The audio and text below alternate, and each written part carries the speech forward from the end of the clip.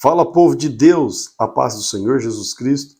Muito bem-vindo aqui ao meu canal, Pastor Wesley José, e hoje estamos aqui para o encerramento do primeiro trimestre de 2022 da lição dos jovens. Nós estamos aí concluindo o assunto sobre Jesus, o Filho de Deus. Falamos durante esses 13 domingos que passaram sobre os sinais, os ensinos de Jesus Cristo no Evangelho de João.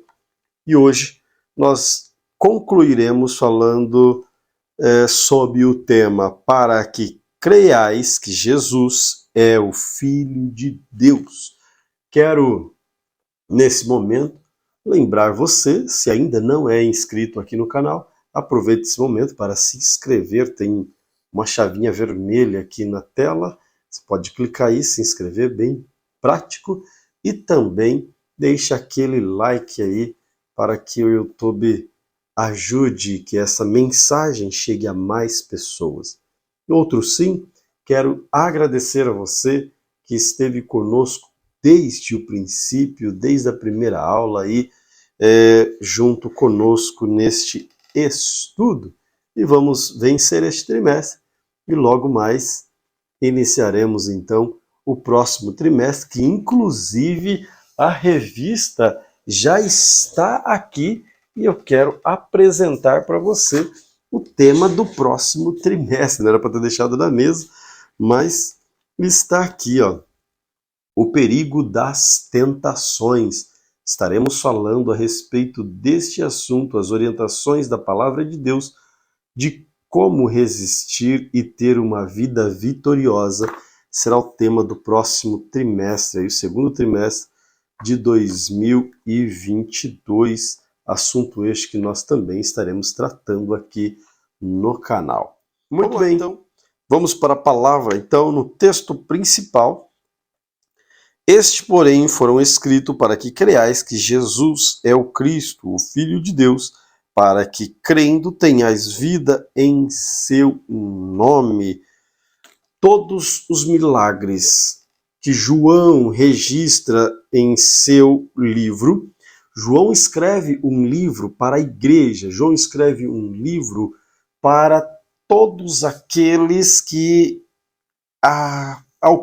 forem alcançados pelo seu livro, possam crer que Jesus Cristo, além de homem, filho de Maria, nascido como nascimento virginal, como nós cremos, inclusive como está na nossa declaração de fé, também é Deus. Jesus Cristo é apresentado por João desde o seu primeiro versículo, lá no Evangelho de João, que no princípio era o Verbo, e o Verbo era Deus.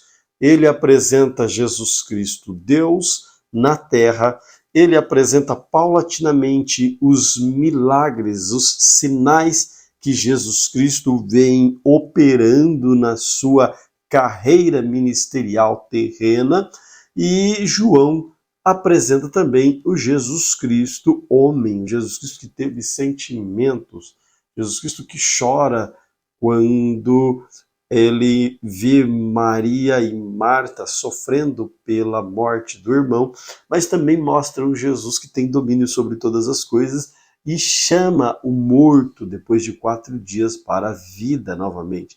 João ele vem apresentando então esses milagres para que você creia que Jesus Cristo é Deus, que ele é o Filho de Deus, e para que você tenha vida através de Jesus Cristo. Afinal, estávamos mortos e em Cristo temos vida. Então, quando nós cremos nele, automaticamente somos vivificados por ele. Resumo da lição: não será por evidências ou argumentos filosóficos que as pessoas serão salvas, mas pela pregação do Evangelho no poder do Espírito Santo. De fato, não há argumentos, não há filosofia, não há argumentos, vamos dizer assim, lógicos, bem estruturados, que fará com que alguém reconheça seus pecados. Porque para alguém ser salvo, é necessário que essa pessoa seja confrontada diretamente em suas mazelas, em seus erros. E quando essa pessoa é confrontada em seus erros, em suas mazelas, somente através do poder do Espírito Santo. Por isso que não basta retórica, não basta um discurso daquele bem elaborado como Cícero fazia no Império, um dos maiores oradores que o mundo já teve. Não basta isso. Precisa ter a ação do poder do Espírito Santo, porque é o único que convence o homem do pecado, da justiça e do juízo. E a partir deste momento, este homem olha para si, vê o estado que ele está, reconhece, e então ele vai para Deus. A introdução diz assim: hoje faremos a conclusão do nosso tema baseado no Evangelho de João, enfocando a sua importância para a desconstrução das heresias e a solidificação da fé no Filho de Deus. De fato, o Evangelho de João, as epístolas de João, as cartas que João enviou, foram para combater muitas heresias. Por exemplo, uma das heresias, nós vamos tratar hoje aqui a respeito do gnosticismo e tal, mas há algumas pessoas que só creem no Jesus histórico. Acho que eu li recente uma matéria falando que o Jesus histórico é inquestionável. Claro que é, mas o Jesus Deus também é inquestionável. Então, eu creio no Jesus homem, histórico, como dizem, sim, mas eu creio no Jesus Cristo Deus, no Jesus Cristo homem que nasceu, que morreu, mas que ressuscitou, que a morte não o deteve. Por isso que eu também creio que ele é Deus. Afinal, a Bíblia diz na Epístola de João, na primeira, capítulo 4, versículo 2, todo aquele, nós só vamos conhecer que é de Deus, que aquele Espírito é de Deus ou não, se ele confessar que Jesus Cristo é Deus. Se ele não confessar, este não provém de Deus. Então nós vamos concluir hoje fechando este conhecimento de que Jesus Cristo é Deus e a solidificação da nossa fé em Jesus Cristo, Filho de Deus, o Deus que encarnou para redimir o homem. A incredulidade de Tomé. A existência de evidências, no primeiro tópico aí da incredulidade de Tomé, neste primeiro subtópico vamos falar sobre a exigência, eu falei, exigência de evidências. O texto de João, que nos apresenta o propósito do seu evangelho, começa uma narrativa da aparição de Jesus aos discípulos e a incredulidade de Tomé. Este queria provas cabais da ressurreição do Mestre, rejeitando o testemunho daqueles que já haviam estado com ele. Não seria... Vamos parar um pouco aqui. Veja, Tomé, ele tem sim dúvidas. Tomé, ele apresenta dúvidas aqui neste momento, mas Tomé é diferente daqueles fariseus.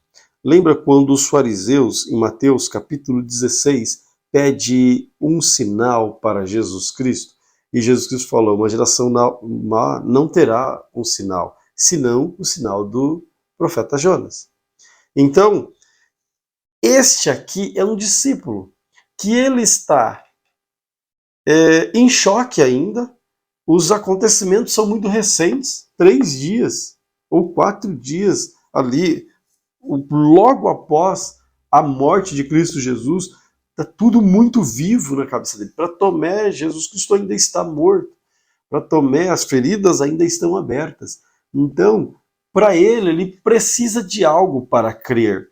E não é à toa que Jesus Cristo dá para ele o sinal. Se fosse um zombador, um como aquele fariseu, Jesus Cristo não teria dado o sinal. Jesus Cristo fala, Tomé, está aqui as feridas. E é interessante que Jesus Cristo diz para ele o seguinte, põe aqui o teu dedo e vê as minhas mãos. Só que a Bíblia não diz, e isso é importante, Porque eu já vi algumas pessoas, e você, professor, não pode cometer esse erro, e dizer que Tomé tocou nas feridas de Jesus. A Bíblia não diz isso. A Bíblia diz que Tomé, Jesus Cristo pede para ele, Jesus fala, disse a Tomé, Jesus falando, põe aqui o teu dedo e vê as minhas mãos. Chega a tua mão e põe-na no meu lado, também para sentir a ferida. Só que qual foi a resposta de Tomé? Ele simplesmente diz assim, Senhor meu e Deus meu. Nada mais, nada mais. Aí Jesus Cristo, ele vai dizer, bem-aventurado aqueles que não viram, mas creram. Você creu porque viu, não porque tocou.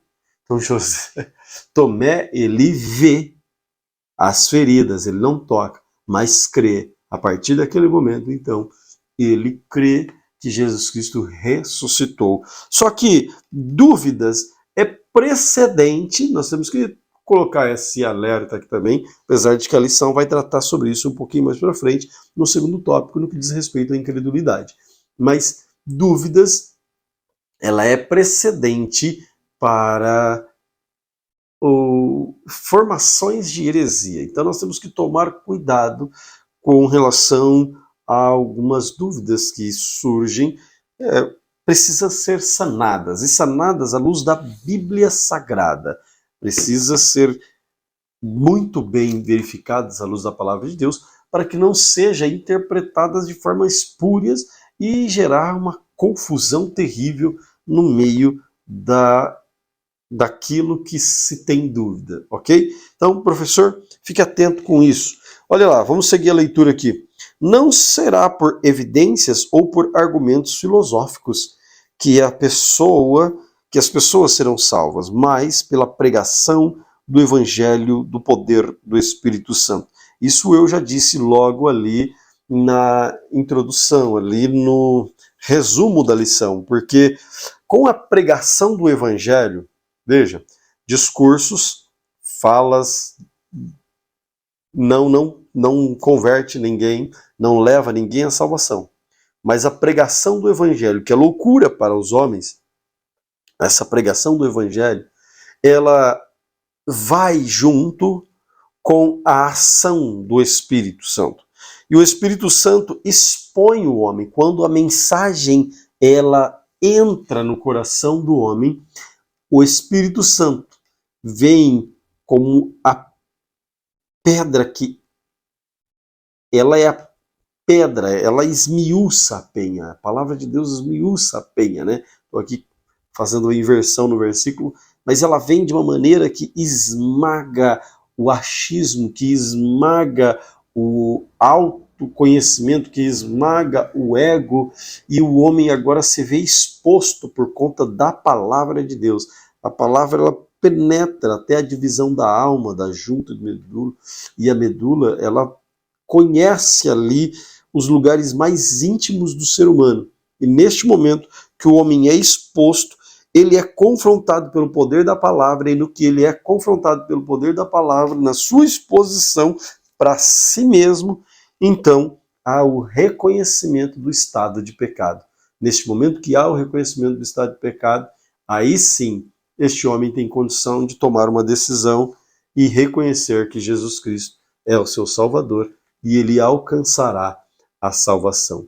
De outro modo, não haverá salvação, senão pelo poder do Espírito Santo. Então, a pregação da palavra de Deus, ela precisa estar vinculada com o Espírito Santo. Ou seja, aquele instrumento que é usado para ministrar precisa estar com a vida dele cheia do Espírito Santo, para que possa ter o efeito necessário.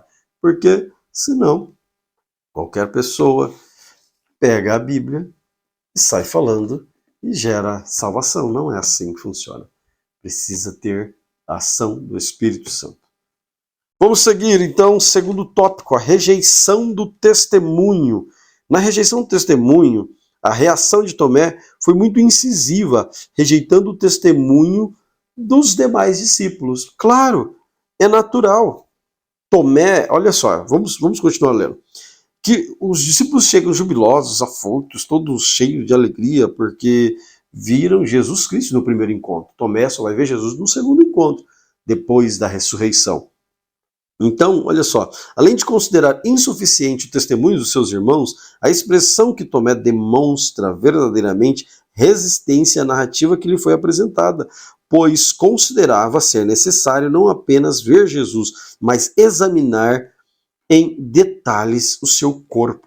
Imagine, para crer na ressurreição, se fosse esse método, todo o processo, imagina só que loucura. Se todos, para crer em Jesus, precisassem ver, seria algo assim inalcançável, não teria condições. Imagina, hoje nós temos 7 bilhões de habitantes no mundo, mais, aí eu não sei muito bem, mas é mais ou menos isso. Pouco tempo atrás era isso.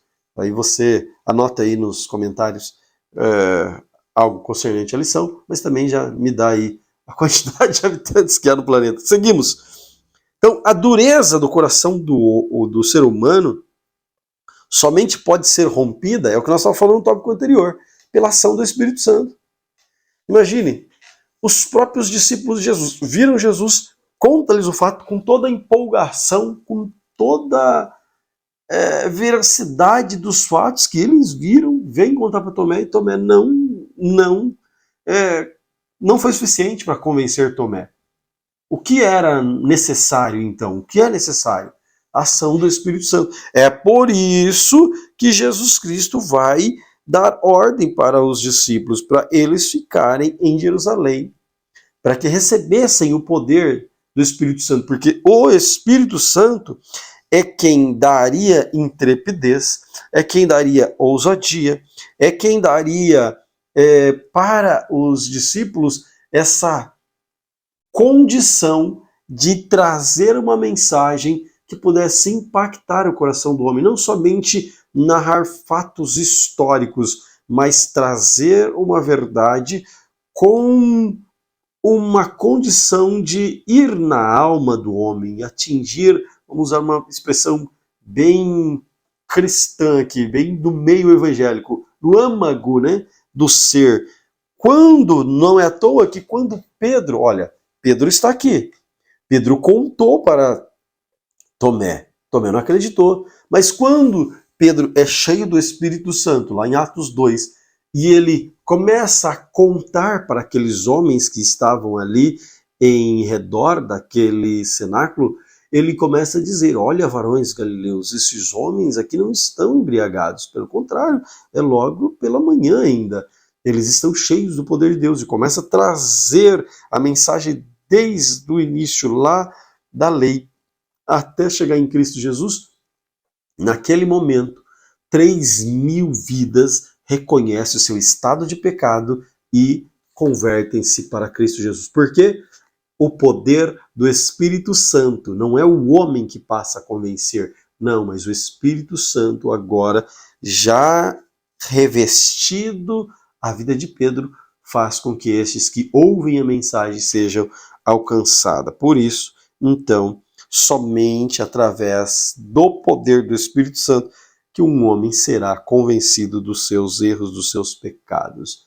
Não existe outro modo. No poder do Espírito, como vimos, nenhuma narrativa, encontro com Jesus ressuscitado, produziu por si só fé no coração dos que ouviam. Claro, o entendimento de todos estava obscurecido e não poderia ser aberto à fé sem a operação de uma revelação sobrenatural.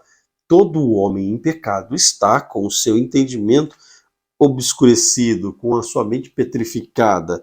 É necessário que a palavra chegue e realize um confronto direto com a sua alma, com o seu entendimento, com aquilo que ele pensa de si mesmo. Somente um pode fazer isso. Mais uma vez, repito, é o Espírito Santo. Como os discípulos não criam neles mesmos, ou seja, no testemunho uns dos outros, quem mais creria no testemunho, se não pelo poder do Espírito Santo? Então, fica aí este reforço do primeiro tópico. Primeiro, que a incredulidade de Tomé se dá em decorrência do choque que ele estava sofrendo. Muitos discípulos. Pedro também, quando ouve falar que Jesus ressuscitou, ele corre para ver também até o túmulo. Todos querem ver Jesus. Então, Tomé, a diferença é que ele pede para ver as feridas, mas em decorrência daquele choque. Também, se você olhar os dois discípulos a caminho de Emaú, eles estavam do lado de Jesus e não identificaram Jesus. Estavam todos atônitos ainda com a situação. Mas quando ele enxerga, quando o Espírito Santo lhes abre os olhos, agora a fé deles é sem igual, ao ponto que quando eles recebem mais para frente o revestimento do poder, eles vão pregar isso para todo mundo. A igreja vai expandir. Segundo tópico aí, tirando agora essa questão da incredulidade de Tomé, a incredulidade e heresias. Quando nós pensamos aqui em incredulidade mundana aqui agora isso aqui gera heresias. Nos dias de João, por exemplo, a incredulidade era um solo fértil para o surgimento de heresia. Foi que nós começamos já a aula falando a respeito disso. A incredulidade é um solo fértil para o surgimento de heresias. Os homens que não criam em Deus, os homens que não criam em Jesus Cristo, por exemplo, eles começavam a criar aí falsos ensinamentos, falsas doutrinas, ao ponto que os apóstolos terão que batalhar muito. E eu quero abrir com você um texto de Paulo, 1 Timóteo no capítulo 4. Vou ler aqui 5 versículos. Paulo falando para Timóteo a respeito da apostasia dos últimos dias. Então, não somente Paulo combateu muito heresias, e João, principalmente. O objeto hoje aqui é João, mas eu vou ler esse texto de Paulo. Ora, o Espírito afirma expressamente que nos últimos tempos alguns apostatarão da fé, por obedecerem a espíritos enganadores e a espíritos de demônios, pela hipocrisia dos que falam mentiras e que têm a consciência cauterizada, que proíbem o casamento e exigem abstinência de alimentos que Deus criou para serem recebidos com gratidão pelos que creem e conhecem a verdade, pois tudo o que Deus criou é bom e, se recebido com gratidão, nada é inexcusável. Vou ler o 5. Porque é santificado pela palavra de Deus e pela oração. Ou seja, o apóstolo Paulo, os apóstolos em si, lutaram muito para combater estes falsos ensinos que estava surgindo nessa época. E João aqui, ele também vai escrever a sua carta combatendo principalmente o gnosticismo. Agora a minha pergunta, você sabe o que é gnosticismo? Você sabe o que é este grupo, esta seita, essa crença do gnóstico, né? Dos gnósticos? O que é? A nossa lição, ela deixa bem clara aqui que o gnosticismo trata-se aqui de algo, meus irmãos, meus amigos, de uma matéria que se caracteriza de pronto. Eu vou ler logo o segundo parágrafo. O gnosticismo se caracteriza por um movimento filosófico religioso com índole sincretista, ou seja, uma mistura das religiões.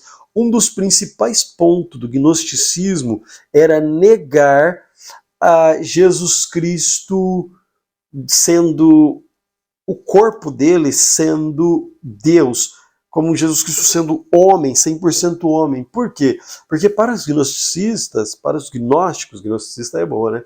Para os gnósticos, a matéria é má. É má.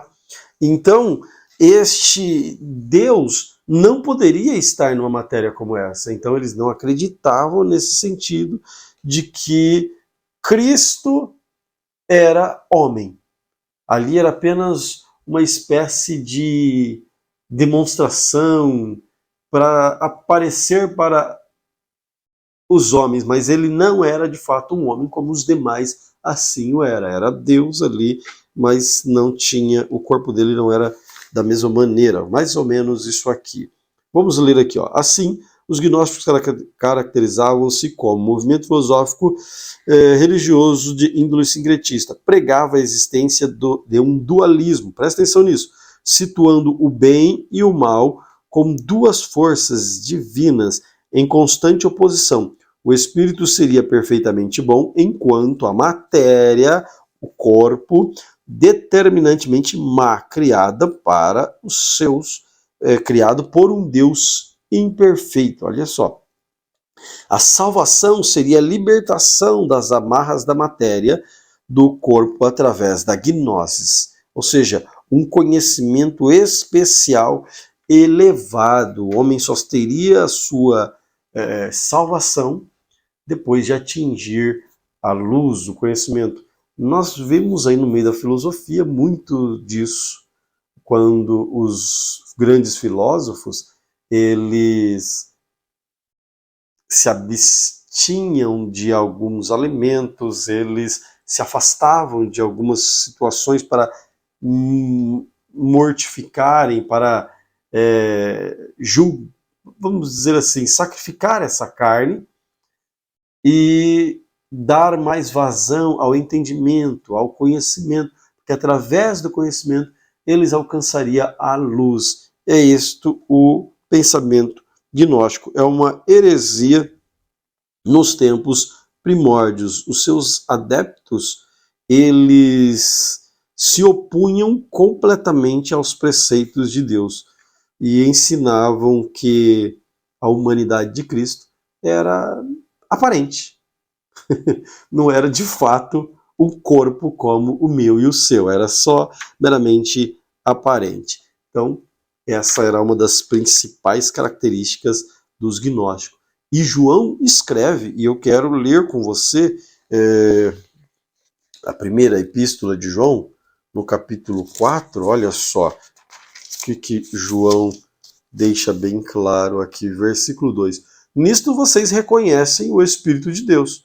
Todo espírito que confessa que Jesus Cristo veio em carne é Deus. Pronto. Matou o gnosticismo aqui. Todo aquele que confessa que Jesus Cristo veio em carne é Deus. E todo aquele que não confessa isso a respeito de Jesus não procede de Deus. Pelo contrário, este é o espírito do anticristo, a respeito do qual vocês ouviram dizer que viria e agora já está no mundo. Ou seja, qualquer um que disser que Jesus Cristo não veio em carne, tem um corpo meramente aparente, este não provém de Deus. E também qualquer um que negar que Jesus Cristo é Deus, ou seja, afirmar que Jesus é apenas homem, um Jesus profeta, um iluminado, um homem que viveu e operou grandes obras, mas não passa disso, também não provém de Deus. Vamos lá então para o terceiro tópico da nossa lição, a fé no Filho de Deus. Terceiro tópico, a fé no Filho de Deus. Jesus Cristo. Primeiro subtópico aqui. Eu gosto do livro de João porque ele começa o seu livro já aqui no primeiro capítulo dizendo assim: no princípio era o Verbo, e o Verbo estava com Deus, e o Verbo era Deus. O Jesus que haviam visto e tocado era o Verbo que estava com Deus no princípio, relatado por Moisés, Gênesis 1 e 1. Mais do que isso, naquele princípio ele já era Deus, pré-existente, eterno, incriado, criador de todas as coisas. Por isso João enfatiza em seus escritos que tinham como finalidade levar os seus leitores a crerem que Jesus, mestre da Galileia, era Cristo, o Filho de Deus. Este é o objetivo central do Evangelho de João: demonstrar o Jesus Cristo homem, sendo Jesus Cristo Deus. Está tanto na carta quanto nas epístolas, no Evangelho, lá nas epístolas, que Jesus Cristo o Filho de Deus desceu, viveu como homem, encarnou-se, viveu aqui e habitou entre nós, o Deus vivo. Ele tabernaculou, fez morada entre nós, e este Jesus Cristo operou milagres assim, sem iguais, justamente para demonstrar àqueles homens o Deus presente na terra. Para crer, fé no Filho de Deus, crer e para ter a vida eterna.